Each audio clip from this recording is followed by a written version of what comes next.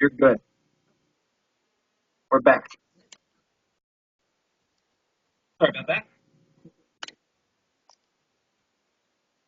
So, Brittni, can you tell us some of the skills and lessons you learned in your sport that helped you in the classroom? One thing I definitely learned from my sport was to be on time because my coaches definitely wanted to make sure we were there in time for practice, especially when we had to leave for a meet. So that really transcended when it came time to go to the classroom, or even now when I go to work, I make sure that I'm on time for different meetings and things. So that is key. Another thing I also learned was making sure that you give 110%, because I remember when I first started in track, I thought, oh, just because you get hurt, you don't play. No, you keep playing. You push through the pain and you make sure that you're there for your team. And that really, really helps when it comes time to work, because no matter how you're feeling, you get up and you do your best for your team each and every day. So I appreciate that. Okay, thank you. Next question. Talk about maybe some of the things you were involved in and some of the leadership experiences that you had while in college that maybe if you think maybe have helped you today. When I was at St. Francis, I was one of the captains on our track team, and I was also an RA, and that really helped me to learn how to work with different people. So that was wonderful to know how to deal with different people's personalities, because you really have to deal with that when you get into the workforce. There may be someone who's having a bad day. They may not mean to take it out on you, but you have to learn how to be empathetic and really sit there, listen to them, and try to figure out how you're going to go forward with your common goal. I think another thing I learned was also to make sure that you have a vision, whether it's for your RA staff or for the individuals who are on your track team.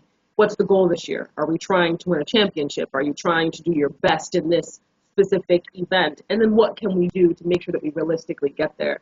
So those are some things that really helped me in regards to not only track, but the classroom and my job today. Thank you. And who were some of the leaders you looked up to while you were in college? And then who do you look up to now?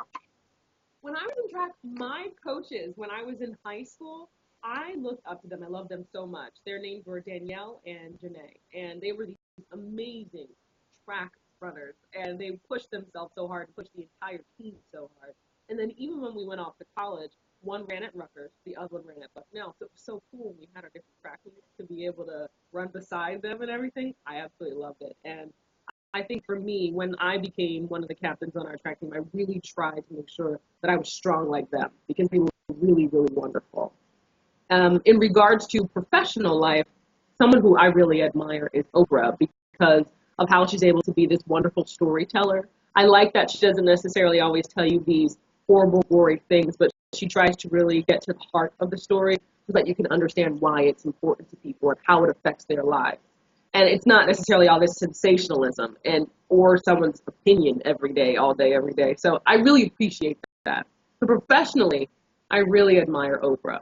And then I think in regards to my life, I look at the people who are around me. I've met such amazing people while I worked in Elmira and here in Buffalo. Like, for example, there's a woman I recently met. It's sad. She had an accident where she was on her way to go pick up someone. And when she was on her way there, a car rammed into her. Her head partially separated from the rest of her body. And she was a single mother of two. And this woman, when I met her, she said, you know what, Brittni? It's okay, because this is my testimony. She was like, God is only setting me up for the next thing. And she was like, I'm not going to let this keep me down. I've got this. And she said, you know what? If you're having a bad day, you call me.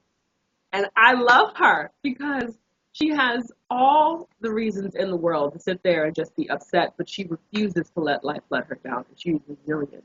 I love her. And then there's this other woman. She's 92 years old. And I met her in Elmira. She dresses to the nines, and she still gets up and helps people each and every day. If you're there, she says, come to my house. Let me feed you. Let me be with you. Let me just talk to you. I love her. She's 92, and she's always working to help other people. And she's just like, you know what? I'm here to serve, and that's what I'm going to do until I can't do it anymore. So for me, personally, I pull from these people because they're amazing. We're going to cut it right here. We're going to go to the next question. So I'm going to